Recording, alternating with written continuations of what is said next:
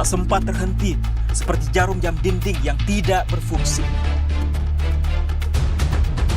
Ada mereka yang jatuh, ada mereka yang sakit, ada mereka yang kehilangan, ada mereka yang meninggalkan. Tidak satu, tidak dua, mereka pergi bergerombol dalam gelombang bernama kematian. Pandemi akan pergi seperti kabut yang hilang sebelum fajar. Asal kalian tidak membawa ego, bergerombol di sana-sini, berhahaha mengabaikan yang diatur. Sungguh elok jika kalian peduli atas nama kemanusiaan. Pakai masker, harga mati. Gak pakai masker, bisa mati.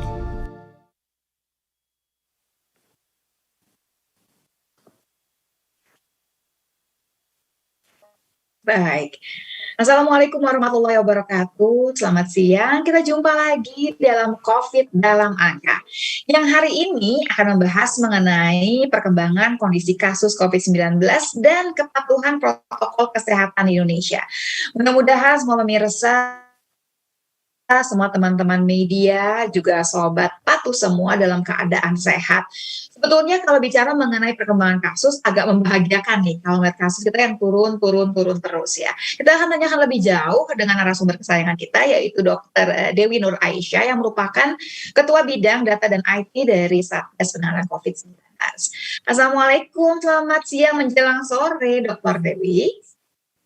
Waalaikumsalam warahmatullahi wabarakatuh, Dr. Lula. Ya. Jadi kalau lihat perkembangan kasus agak bikin bahagia lah sebetulnya ya.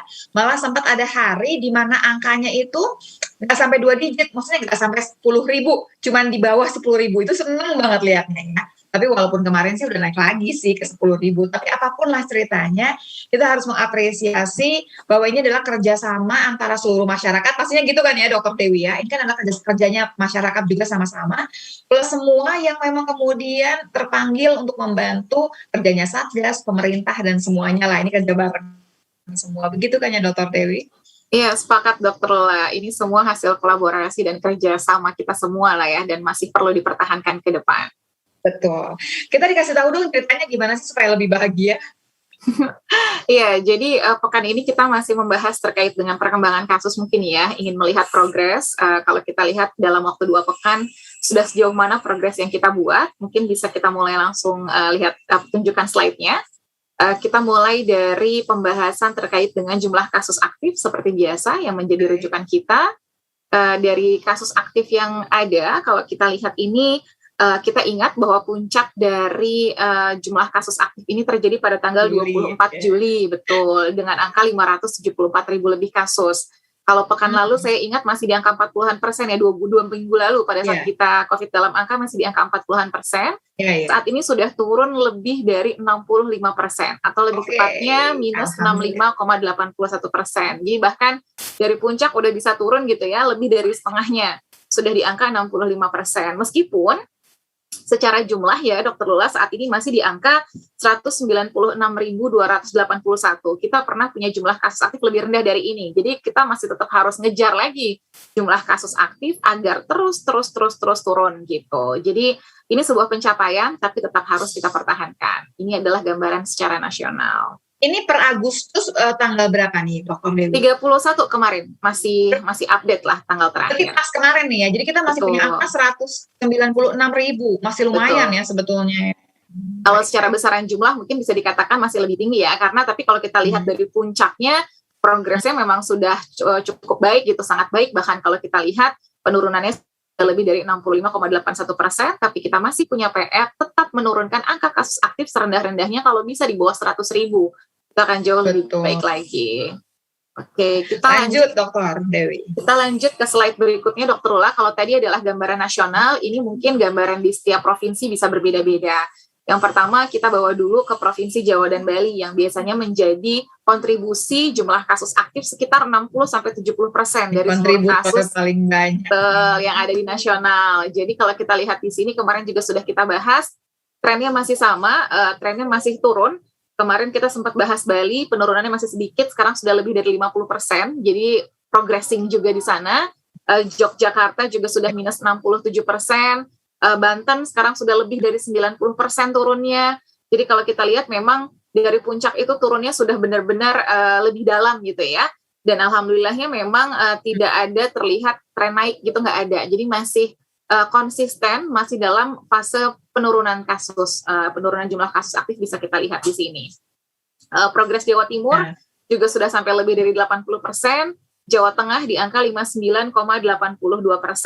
Meskipun nanti kalau kita berbicara gitu ya, jumlah kasus aktif tertinggi ada di mana, masih berasal dari Jawa Barat yang berada 21.000, Jawa Tengah 24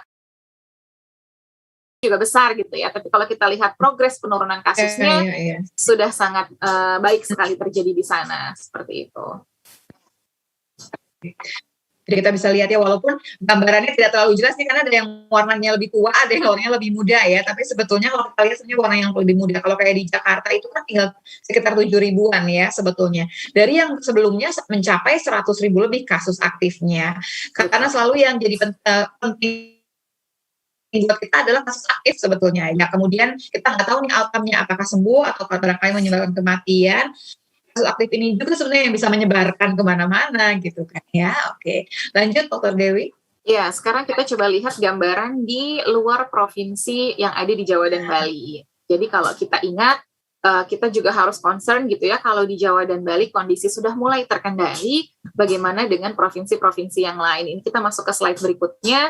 Ini gambarnya agak kecil-kecil karena ada 27 provinsi, tapi kalau bisa kita lihat di sini, angkanya sebenarnya sudah hijau, Dr. Ula. Kebanyakan ini turun ya. Jadi kalau kita lihat gambar grafiknya lah ya, ada puncak, ada turun, ada puncak, ada turun, tapi memang penurunannya berbeda-beda. Ada yang sudah bisa sampai 90% lebih kayak di Maluku, kemudian di Maluku Utara penurunan dari puncak sudah 85% lebih, kemudian kita juga lihat di Kepulauan Riau juga sudah turun lebih dari 85%, Kalimantan Barat lebih dari 87%, kebanyakan rata-rata memang sudah, kalau tadi di nasional kita sudah turun minus 65%, ya kurang lebih memang gambaran di provinsi juga seperti itu. Ada yang penurunannya sudah lebih dari 60%, ada juga mungkin yang masih di angka 50-an%, 40-an%. Tapi memang catatan di sini yang harus kita waspadai adalah tren kasus yang ada di Aceh. Ini sudah sempat ada puncak, turun, naik lagi gitu. Nah, dengan kenaikan ini, dari puncak ini kita baru minusnya minus 2%. Nah, dan ini kadang masih agak harus hati-hati karena fluktuatif gitu. Jadi memang untuk Aceh, trennya masih ada tren kecenderungan untuk naik saat ini. Jadi tetap harus hati-hati. Untuk provinsi yang lain ini sudah cukup baik progresnya. Kita langsung ke next slide aja sekaligus biar sekalian masih ada 7 provinsi lain. Ini sama bisa kita lihat di sini, rata-rata sudah trennya penurunan konsisten. Namun masih ada beberapa provinsi yang harus hati-hati karena kalau kita lihat angka jumlah kasus aktifnya kadang ada yang naik sedikit turun lagi, naik sedikit turun lagi gitu ya. Di antaranya adalah Kalimantan Utara, Papua, dan Sumatera Utara. Jadi belum stabil ke arah turun terus ya. Dan kita lihat juga kan belum curang turunnya sebetulnya. Betul, masih ada dibandingkan sama yang lainnya memang udah stabil ya. Betul, jadi ada yang penurunannya sudah sangat stabil, ada juga yang sudah turun misalnya 30%, agak naik dikit lagi terus turun lagi gitu. Nah, untuk yang fluktuatif ini juga dipastikan bahwa pengendalian di lapangan dapat berjalan secara konsisten sehingga harapannya kita dapat mengendalikan pandemi dengan jauh lebih baik lagi, jumlah kasus aktifnya kalau bisa balik ke angka yang dulu bahkan lebih rendah lagi gitu. Amin. Kalau kita lihat gambaran di sini. Itu yang kita harapkan semua ya. Betul. Kita mungkin bisa lanjut Dr. Ula ke slide berikutnya. Kalau tadi kita sudah membahas jumlah kasus aktif, Dr. Ula pernah nanya ke saya, kalau jumlah kasus aktif sudah turun, kematian gimana? Kok kematian tidak secepat penurunan jumlah kasus aktif ya gitu. Dan waktu itu saya bilang kita harus lebih bersabar karena angka kematian tidak langsung directly correlated gitu ya, nggak langsung secara langsung tiba-tiba kasus turun saat itu juga kematian turun, enggak, dia akan butuh proses sekitar 2-3 minggu. Nah ini bisa kita lihat di sini, ini sudah kita buat angka, kita melihat 2 hal. Yang pertama adalah jumlah kumulatif kematian mingguan dan juga angka rata-rata kematian hariannya. Nah bisa kita lihat di sini, ini gambarannya juga mirip di mana jumlah kematian mingguan kita pada akhir, kalau ingat ya Dr. Lex, saya bilang akhir Juli ini masih tinggi gitu ya. Kemudian di awal Agustus sudah mulai terlihat ada penurunan. Dan ternyata masih berlanjut sampai dengan sekarang, kita berhasil menurunkan angka kematian yang puncaknya di akhir Juli masih seminggu kematian 12 ribuan, sekarang sudah di angka sekitar 5.551 atau sekitar setengahnya lah sudah turun gitu ya dari puncak yang ada di akhir Juli 2021. Untuk angka rata-rata hariannya juga bisa kita lihat progresnya. Kalau misalnya paling tinggi di akhir Juli, satu hari ada orang meninggal jumlahnya sekitar 1.700-an. Kalau saat ini kita sudah bisa lihat progres sudah di angka sekitar 793. Tapi tetap ini catatan kematian ini masih harus menjadi perhatian seluruh pihak termasuk pemerintah pusat dan pemerintah daerah untuk bisa tetap menekan angka kematian kita agar jauh lebih baik lagi. Dan kalau kita lihat yang di grafik sebelah kanan, Dan mungkin angka kematian, ya. Jadi kalau kita lihat di grafik sebelah kanan, Dr. Lula, kemarin kita ingin mengevaluasi siapa sih kontributor jumlah kematian yang tinggi di bulan Agustus gitu ya. Kalau kemarin bulan Juli, sekarang kita lihat Agustus. Di sini memang kontributor tertingginya dari Jawa Tengah di angka 8.912, kemudian Jawa Timur, Jawa Barat. Nah di luar Jawa ini mulai masuk Kalimantan Timur dengan angka kematian dalam satu bulan itu 1.700-an. Kemudian ada Lampung di angka 1.492, Jogja, Bali, Jakarta, masuk lagi yang di luar Pulau Jawa yaitu Riau dan Sumatera Utara, di mana kontribusi dari 10 provinsi ini menyumbangkan angka kematian kurang lebih 77% dari total angka kematian bulanan yang terjadi di bulan Agustus 2021. Oke, Dr. Dewi, karena kita bicara angka kematian, boleh nggak saya memasukkan pertanyaan? Kan biasanya pertanyaan di belakang ya. Nah, ini kebetulan ada pertanyaan yang pas sekali berhubungan sama angka kematian. Boleh kah? Boleh. Gimana Dr. Lula? Jadi ini ada teman, ya. Jadi karena memang pas nih pertanyaannya ya dari fatberita1.com. Izin katanya, kenapa dengan setelah kasus harian COVID yang sempat turun selama sepekannya ini 19.000, kemudian sampai 5.000-an di 30 Agustus, tapi kemudian 31 Agustus naik lagi ya ke 10.000-an tadi sudah saya sebutkan juga.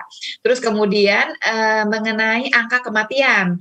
Angka kematian ini yang agak membingungkan sebetulnya. Demikian juga angka kematian yang tadinya di tanggal 29 Agustus 551 orang, tanggal 30 Agustus 568, di 31 Agustus 532. Apakah ini karena faktor penumpukan data kematian atau karena tren kematian yang memang sudah terus turun? Angka kematian juga masih tinggi dan mencapai 3,24%, sedangkan rata-rata dunia harusnya 2,08%. Bagaimana upaya untuk menurunkan angka kematian? Oke, lalu nanti kalau positivity rate nanti saya tanyakan belakangan ya, karena ini berhubungan sama angka kematian. Kita ngomongin angka kematian dulu deh, Dr. Dewi, biar jelas ya. Iya, jadi yang pertama terkait dengan jumlah kasus harian. Kalau saran saya adalah mungkin kita akan lebih baik gitu ya kalau dalam pengambilan analisa, kalau saya lebih suka melihat angka mingguan. Kenapa? Untuk menghindari misalnya ada data delay yang baru masuk gitu ya. Kalau data harian itu kadang bisa jadi misalnya ada kendala teknis, kendala operasional, kadang bisa berpengaruh. Kenapa saya lebih suka ngelihat based on angka mingguan gitu. Karena angka mingguan dia akan lebih stabil. Granularity-nya akan jauh lebih rendah. Jadi kita bisa mendapat dan mengambil kesimpulan dengan lebih tepat ketika menggunakan basisnya mingguan. Itu satu. Jadi sekalipun tadi sempat turun gitu ya 7.000, 5.000 terus naik lagi misalnya 10.000, sebenarnya bagi saya biasa aja karena saya ingin melihat gambaran satu pekan dibandingkan dengan pekan sebelumnya, itu akan jauh lebih clear. Apakah kita benar turun atau naik, itu yang akan saya ambil kesimpulan, karena jauh lebih stabil gitu untuk melihat progresnya. Kemudian terkait dengan angka kematian, jadi memang kalau sempat ingat juga, kita sempat bahas ya Dr. Lula awal Agustus gitu ya, kita sempat bahas angka kematian, saya belum bahas untuk bulan Agustus, mungkin akan masuk di kajian setelah ini ya, akan mulai saya kaji lagi, apa yang terjadi kalau kita ingat, di bulan Juli, angka kematian tertinggi ternyata penyumbangnya bukan dari mereka yang berusia di atas 60 tahun, tapi justru di usia sekitar 46 sampai 59 gitu. Ada tren pergantian di sana. Secara case fatality rate bulanannya juga berubah trennya di bulan Juli kemarin. Bulan Agustus bagaimana? Ini saya nggak ngeluarin di hari ini, Dr. Lula. Kita akan keluarkan mungkin di pekan depan atau 2 pekan lagi. Nah, di sini beberapa catatan kalau kita ingat itu sempat ya disampaikan juga yang hasil survei di beberapa rumah sakit vertikal Kementerian Kesehatan, diantaranya adalah masalah kecepatan penanganan atau biasanya pasien itu datang ke rumah sakit sudah dalam kondisi yang berat, kondisi yang kritis, sehingga mengakibatkan angka kematian kita menjadi lebih tinggi. Hal ini dibuktikan dengan angka kunjungan dan angka kematian pasien bukan terjadi di ICU, bukan pada saat perawatan, tapi justru di IGD. Betul. Nah, kalau kita lihat di bulan Juli ini, angka kematian di IGD kita, atau mungkin saya tarik dulu sebelum ke Juli kali ya, bulan Mei, angka kematian kita di IGD sekitar 3,53%.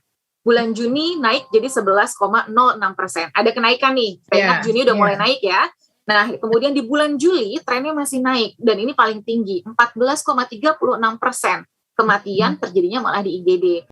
Nah, untuk di bulan Agustus ini kematian di IGD yang awalnya 14,36 turun ke angka 6,9%.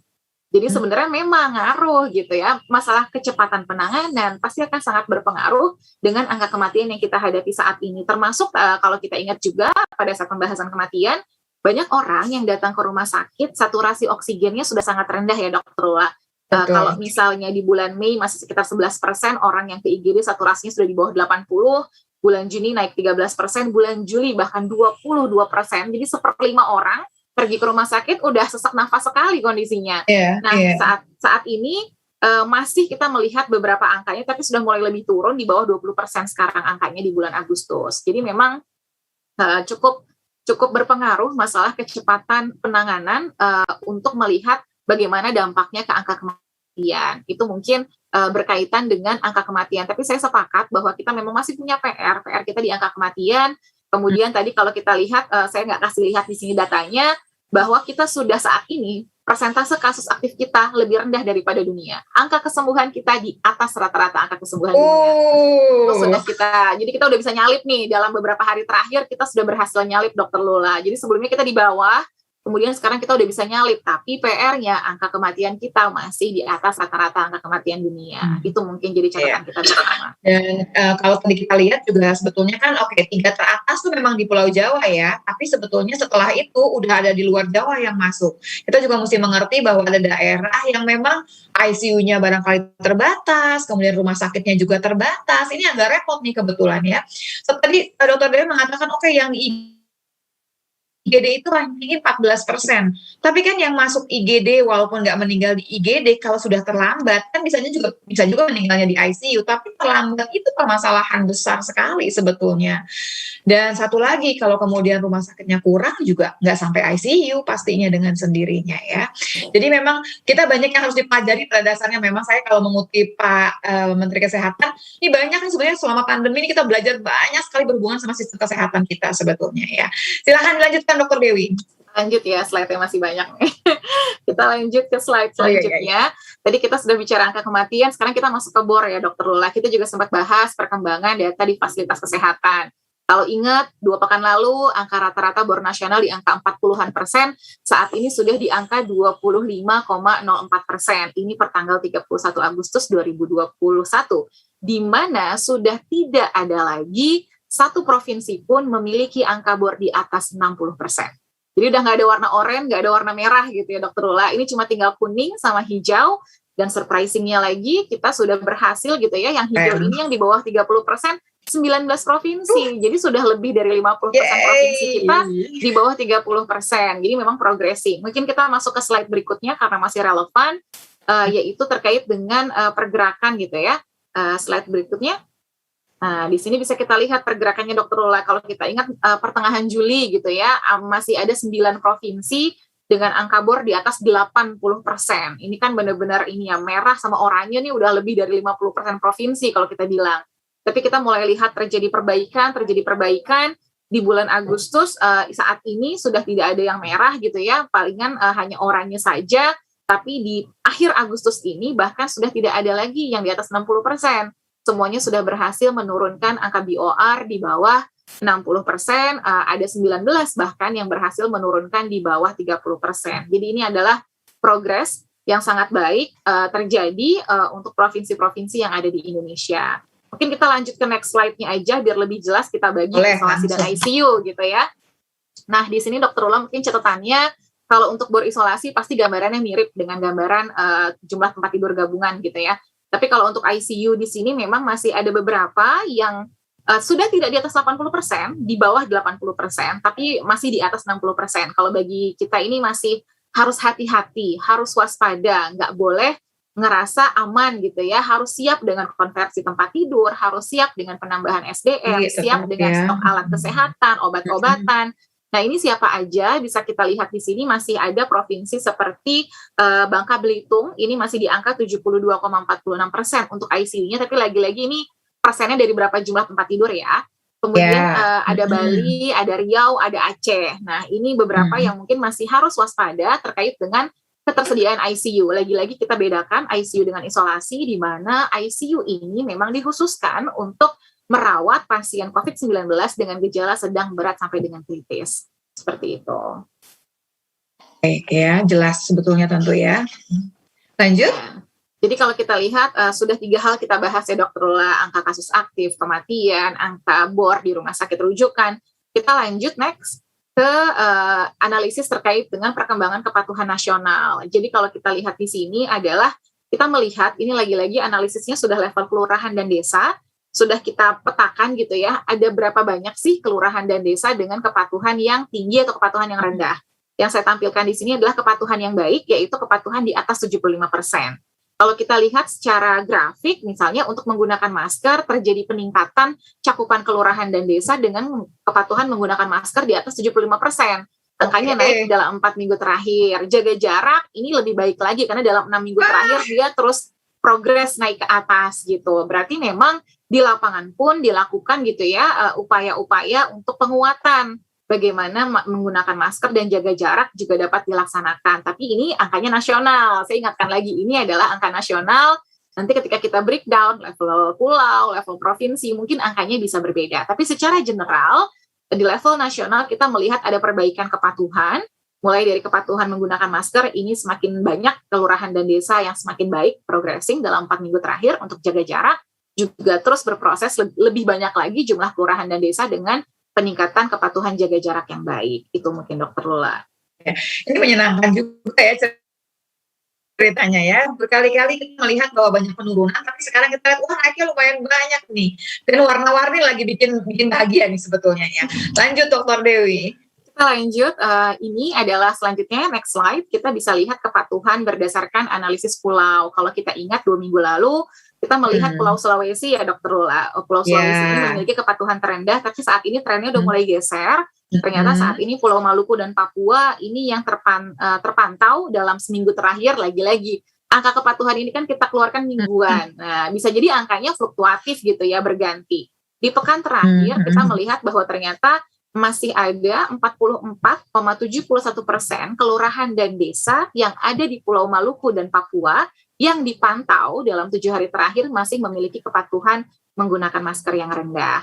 Sedangkan masih ada sekitar 40,59% kelurahan dan desa yang ada di Pulau Maluku dan Papua dipantau dalam 7 hari terakhir memiliki kepatuhan menjaga jarak yang rendah. Nah, ini masih harus kita tingkatkan. Pulau Sulawesi juga masih angkanya di angka 30%, berarti kurang lebih masih ada sepertiga PR gitu ya.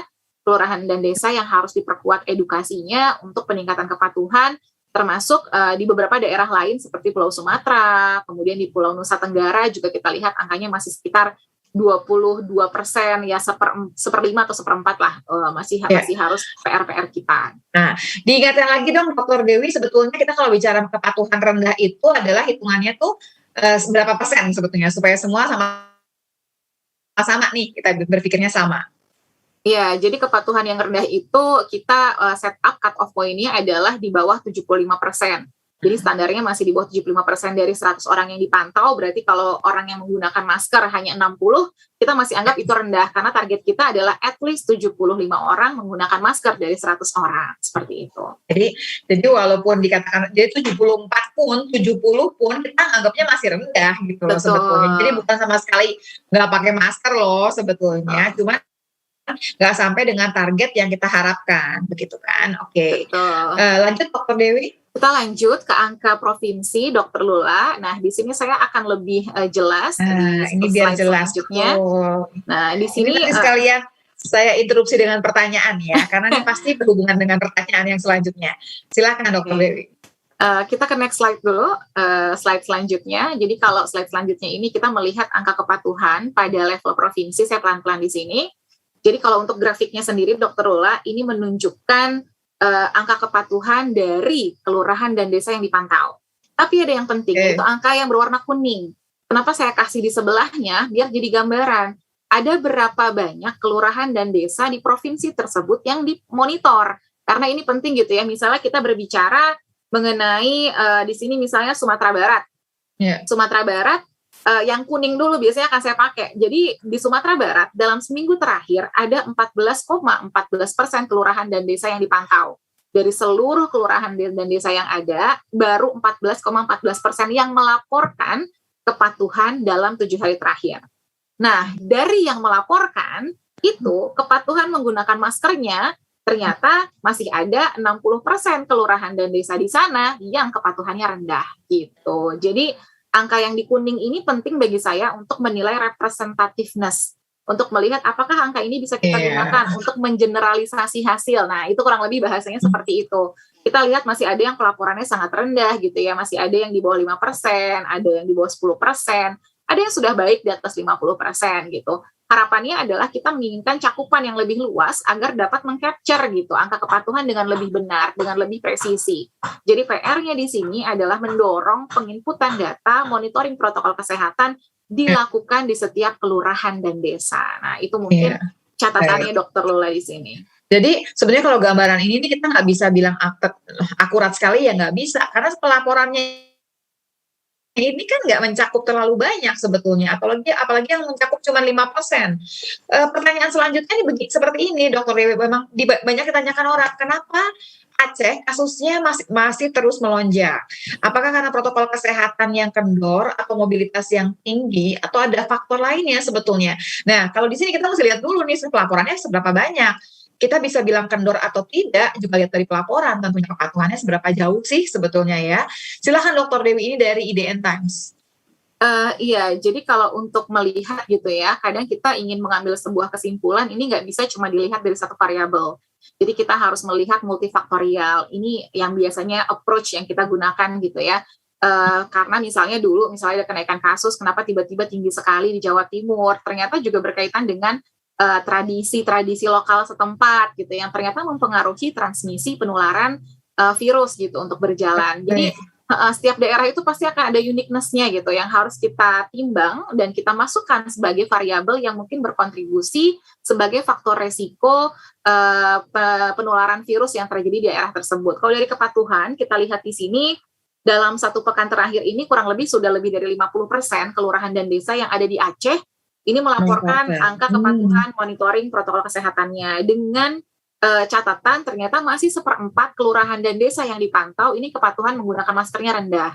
Nah, ini ada di sini. Kemudian untuk jaga jarak, kalau saya lihat dari angka yang terakhir 7 hari terakhir, ternyata juga untuk jaga jarak di Aceh sendiri ini masih ada 21,16% kelurahan dan desa dengan angka kepatuhan menjaga jarak yang rendah. Jadi kalau di sini malahan biasanya kan jaga jarak lebih rendah ya. Tapi untuk Aceh ini cukup unik, ternyata menggunakan maskernya lebih rendah nilainya dibandingkan dengan kepatuhan menjaga jarak. Nah, ini kita lihat di sini. Kemudian kita juga paham bahwa salah satu karakteristik gitu ya untuk bisa mendorong kepatuhan di Aceh adalah bagaimana menggandeng tokoh agama. Ini paling penting sekali. Tokoh agama itu punya kunci gitu ya untuk mendorong perubahan perilaku, memberikan edukasi kepada masyarakat. Dan ini juga yang harus kita gandeng kalau ingin penanganan dan strategi pengendalian di hulu dapat berjalan sebelum kita masuk ke pengendalian yang ada di hilir. Nah, ini juga penting. Selain itu, saya nggak ngeluarin datanya di sini. Beberapa analisis juga kita lihat bahwa mobilitas sudah mulai cukup berjalan kembali di Aceh. Jadi memang ada peningkatan mobilitas juga yang mungkin turut berpengaruh terkait dengan kenaikan kasus yang ada di wilayah tersebut. Tapi untuk faktor-faktor lainnya mungkin saya nggak terlalu tune in untuk bisa saya bahas di sini, belum ada kapasitasnya. Tapi beberapa data yang sudah kita kumpulkan, diantaranya adalah tadi kepatuhan masih ada PR juga untuk peningkatan gitu ya. Kemudian PR yang lainnya adalah bagaimana kita bisa menggandeng tokoh agama, tokoh masyarakat setempat untuk sama-sama mengedukasi masyarakat lokal yang ada di sana. Jadi kita juga memang harus lebih menggali lebih jauh. Sebenarnya faktor apa sih yang berpengaruh, seperti jangan-jangan ada seperti di Jawa Timur waktu itu kan, karena ada adat istiadat yang kemudian berhubungan sama penyelenggaraan gitu ya, acara di sana. Jadi intinya sekarang memang pemerintah daerah pasti harus ikut serta untuk tahu lebih jauh nih apa nih permasalahan di daerah, ya di tiap daerah. Nah, sekarang kita pindah lagi belakang Dr. Dewi sambil nanti kita teruskan lagi pertanyaan selanjutnya. Iya, kita lanjut ke slide berikutnya. Saya ngambil contoh ya Dr. Lula, ada 3 provinsi yang kita ambil untuk melihat bagaimana dalam 4 minggu terakhir kepatuhannya berjalan gitu ya. Yang pertama, saya akan bawa kecakupan pelaporan dulu. Seberapa banyak sih posko kelurahan dan desa yang melaporkan dalam satu minggu gitu ya.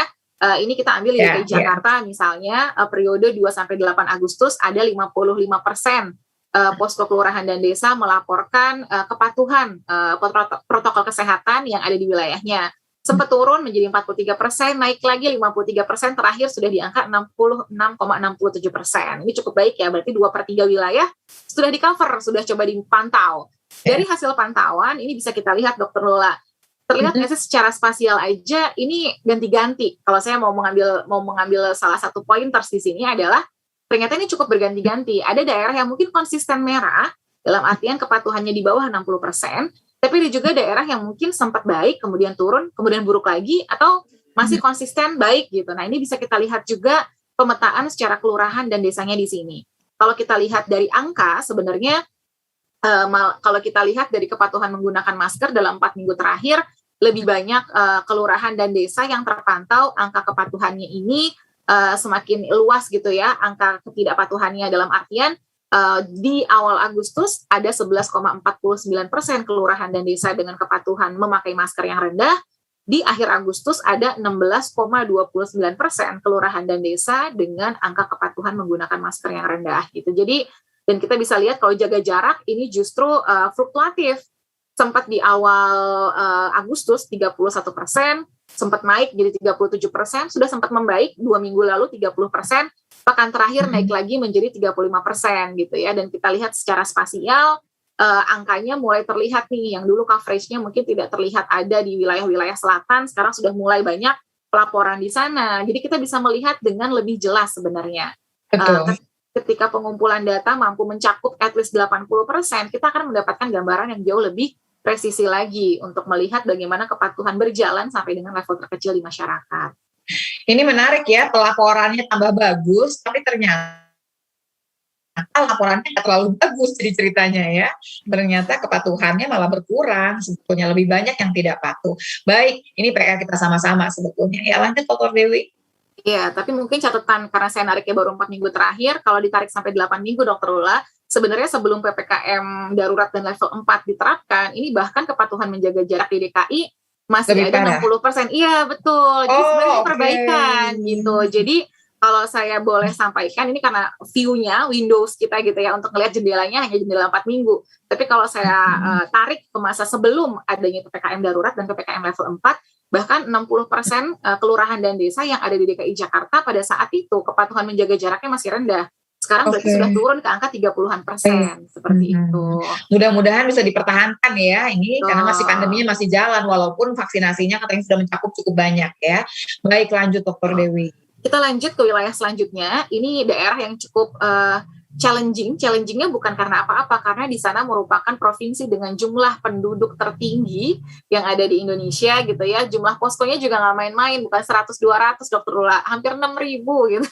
Jadi bayangkan gitu ya, wilayah coveragenya luar biasa. Jadi saya juga paham untuk menggerakkan begitu banyak posko untuk bergerak, ini juga butuh butuh usaha yang luar biasa sebenarnya. Jadi pertama untuk Jawa Barat saya sangat menghargai ketika melihat angka-angka di sini, meskipun kesannya kan kelurahannya kayak kecil-kecil gitu ya Dr. Lula, karena kebayang satu provinsi ini ada begitu banyak kelurahan dan desa di bawah provinsi tersebut gitu.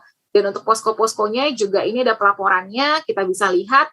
Dan kalau kita lihat bagaimana trennya yang terjadi di Provinsi Jawa Barat, ini ternyata masih cukup fluktuatif dalam 4 minggu terakhir. Tapi kalau bisa dibilang dalam waktu yang saya tarik lagi sebelum PPKM darurat atau PPKM level 4, ini sama, trennya perbaikan semua Dr. Lola. Untuk tren menggunakan masker, menjaga jarak, tapi untuk 4 pekan terakhir, karena ini sebenarnya saya ambil dalam rangka apa, agar hati-hati ketika kita mulai memasuki masa pembukaan secara bertahap. Ini yang ingin saya ingatkan. Betul, jadi saya ngambil gambaran di 4 pekan terakhir, untuk menjadi gambaran bahwa ternyata, let's say, seperti yang ada di slide ini, angka kepatuhan menggunakan masker dan menjaga jarak masih fluktuatif. Tempat kelurahan dan desa dengan kepatuhan yang baik, kepatuhan yang rendah, ini masih ganti-ganti nih. Ada beberapa yang sudah bisa konsisten gitu ya, tapi ada juga beberapa yang masih menjadi PR. Nah ini berarti PR kita bersama pada saat mulai dilaksanakan pembukaan secara bertahap, harap dipastikan protokol kesehatan tetap menjadi benteng perlindungan. Nah, itu yang harus di-highlight atau digarisbawahi. Oke, kita mungkin langsung ke yang ketiga, Dr. Lula, ke Yogyakarta. ini saya bawa ke daerah tengah gitu ya, di Pulau Jawa. Di Yogyakarta ini cukup menarik. Kenapa? Karena Pelaporannya pelaporan mereka bagus ya. bagus, betul. Jadi yang bisa kita contoh dari Yogyakarta adalah cakupan pelaporan mereka. Ini jumlah angka poskonya juga lebih tinggi dibandingkan DKI Jakarta ya. Kalau DKI Jakarta 267, mereka ada 414 meskipun nggak setinggi Jawa Barat ya. Makanya tadi saya bilang Jawa Barat meskipun angkanya segitu, tapi luar biasa sebenarnya, udah ribuan sebenarnya posko yang mereka melaporkan gitu. Sedangkan untuk Yogyakarta ini juga pelaporannya baik, di atas 80% terus. Baru pekan terakhir nih agak-agak turun ke angka 77,78%. Dan bisa kita lihat di sini angka kepatuhannya juga cukup fluktuatif, sempat rendah, kemudian agak naik lagi, kemudian turun lagi. Nah ini juga hal yang kalau kita lihat, ini mirip-mirip pattern-nya. Jadi kemarin pada saat menganalisa gitu ya, coba ingin ditarik garis lurus, meskipun sama kesimpulannya untuk dibandingkan sebelum masuk PPKM dengan sesudah, ini gambarannya lebih baik, itu sama. Tapi terutama dalam 4 pekan terakhir, mulai terlihat adanya gambaran kepatuhan yang fluktuatif. Dan kalau kita ekstrapolasi dalam bentuknya spasial atau gambaran peta gitu ya, tempatnya ini cukup berganti-ganti. Ada yang konsisten memang memiliki kepatuhan yang rendah, tapi ada juga yang cukup berganti kepatuhannya. Sempat kepatuhannya baik, kemudian kepatuhannya buruk lagi. Kemudian ada yang konsisten baik, seperti itu Dr. Lula. Baik. Kita lanjut tuh. Oke, yang terakhir ini adalah slide penutup gitu ya. Tadi kita sudah buka dengan banyak hal gitu ya, hal-hal yang sangat positif. Jadi sebagaimana hal yang sudah disampaikan oleh Bapak Presiden Republik Indonesia, kita mungkin boleh pada saat ini gitu merasa bersyukur bahwa angka jumlah kasus aktif kita sudah turun, angka kematian juga trennya menurun, angka bor juga semakin turun, tapi tetap harus waspada, tetap harus dijaga. Angka penurunan kasusnya masih PR, masih harus kita turunkan lagi. Jadi harus konsisten. Nah, di sini yang ingin saya garis bawahi adalah kata konsistensi. Konsistensi dalam rangka apa? Dalam rangka mencegah penularan dan memastikan yang sakit menjadi sembuh, sehingga angka kesembuhan dapat lebih cepat lajunya dibandingkan dengan angka penularan yang terjadi. Kalau seperti itu kan berarti kasus aktifnya akan segera turun. Kemudian yang kedua, kita sudah mulai ada pembukaan sektor dilakukan secara bertahap, tapi harus menjadi pegangan kita semua bagaimana 3M ini wajib dilakukan pada saat pembukaan sektor itu terjadi. Kalau enggak, kita nggak ingin sudah turun kemudian naik lagi. Dan yang terakhir adalah adaptasi kebiasaan baru merupakan kunci bagaimana kita dapat hidup produktif tapi aman COVID. Itu yang masih harus menjadi PR kita bersama, mulai beradaptasi dengan kondisi pandemi, tetap protokol kesehatan, tapi akhirnya juga mulai dapat beraktivitas karena kita semua patuh dan disiplin. Itu mungkin Dr. Lula. Baik. Saya pindah ke pertanyaan. Kebetulan memang di sini disebut beberapa kali mengenai 3M. Ini kemudian Mas Firdaus dari Neraca menanyakan, kenapa diksi 5M ini kurang disosialisasikan ketimbang yang 3M? Padahal kan 2M yang lain itu kan strategis sekali, menghindari kerumunan dan membatasi mobilitas. Dan ini memang benar sebetulnya. Kenapa enggak prokes 5M-nya yang kemudian dipakai untuk mengedukasi lebih jauh?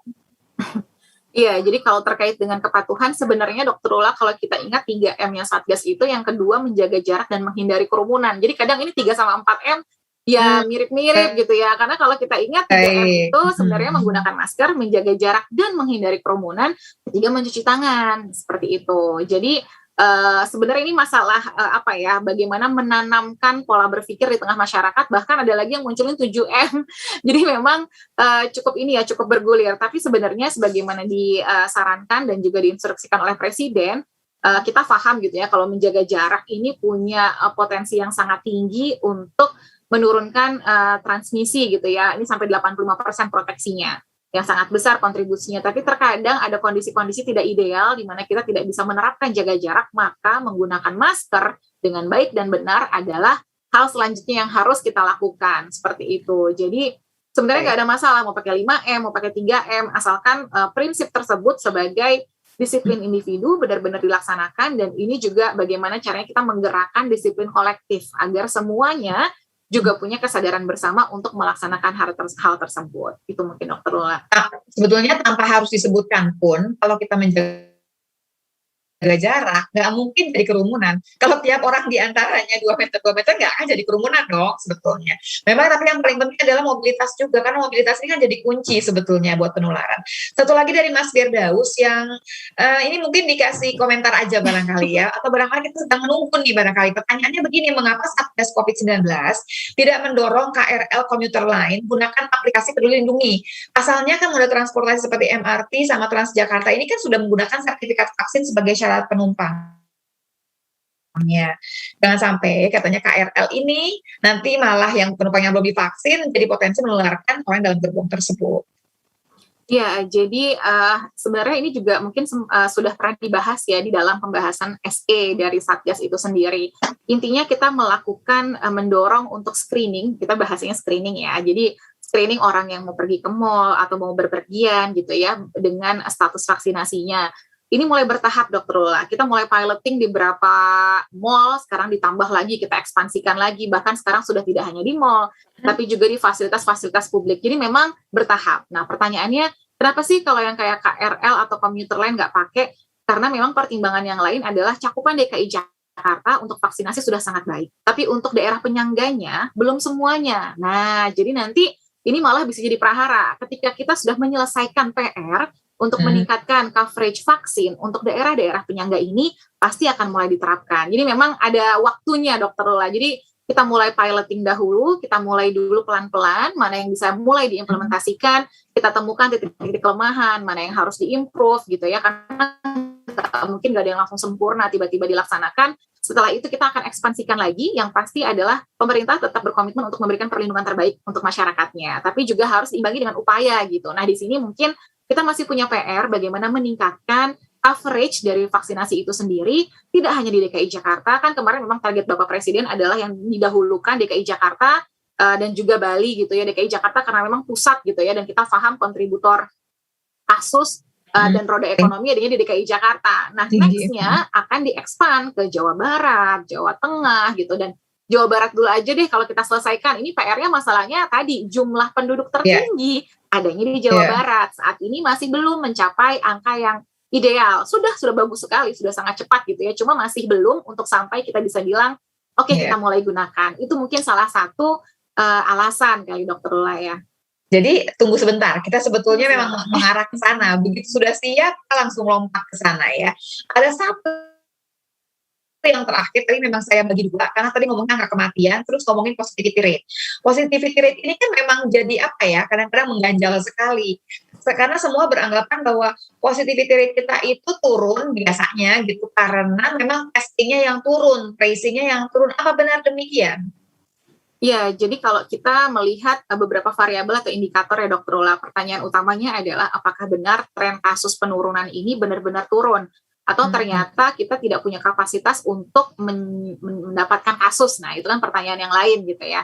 Nah, jadi beberapa variabel kontrol yang kita gunakan adalah tadi disampaikan terkait dengan bed occupancy rate yang ada di rumah sakit rujukan. Jadi kalaupun kita nggak meng-capture orang tersebut via tracing misalnya, tapi pasti orang yang sakit akan ke rumah sakit gitu. Kita nggak bisa menghindari hal tersebut. Kemudian variabel kontrol kedua adalah bagaimana kita melihat angka positivity rate kita. Jadi angka positivity rate ini termasuk variabel yang sulit untuk kita sulit dimainkan lah gitu ya angkanya, karena berapa orang diperiksa, berapa orang yang positif akan terlihat atau ketahuan. Kalau kita lihat di angka bulanan, memang masih belum itu sudah turun, tapi turunnya belum signifikan. Tapi secara grafik harian dia sudah turun.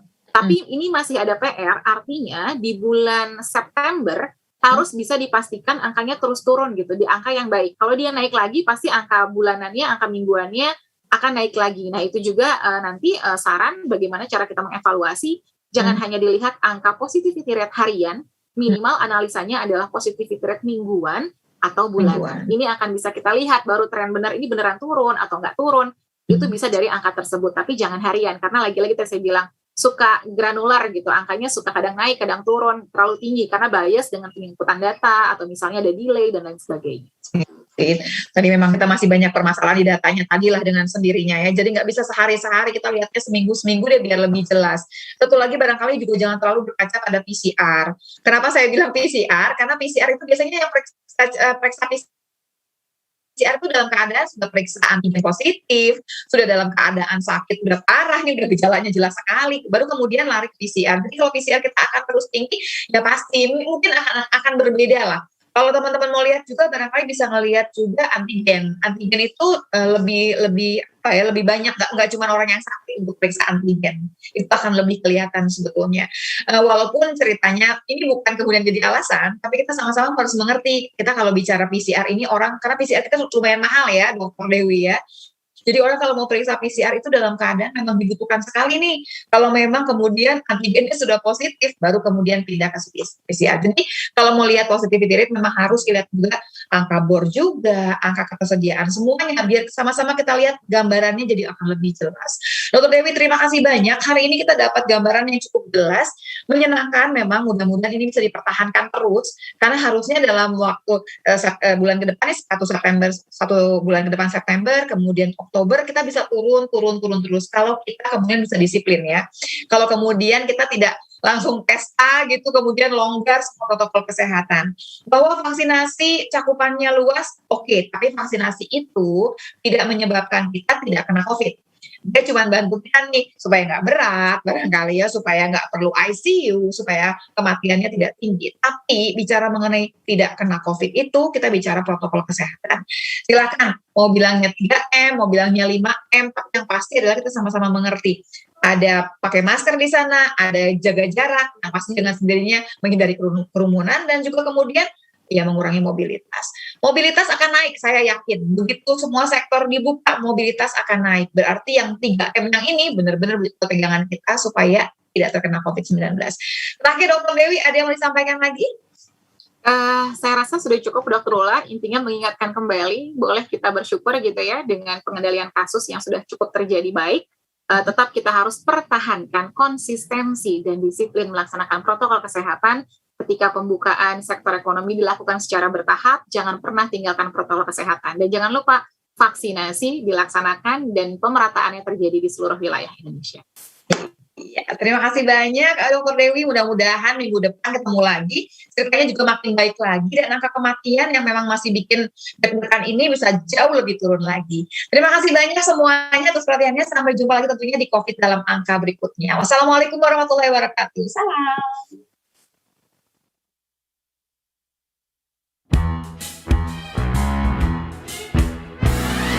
Hari dengan 3 wajib iman.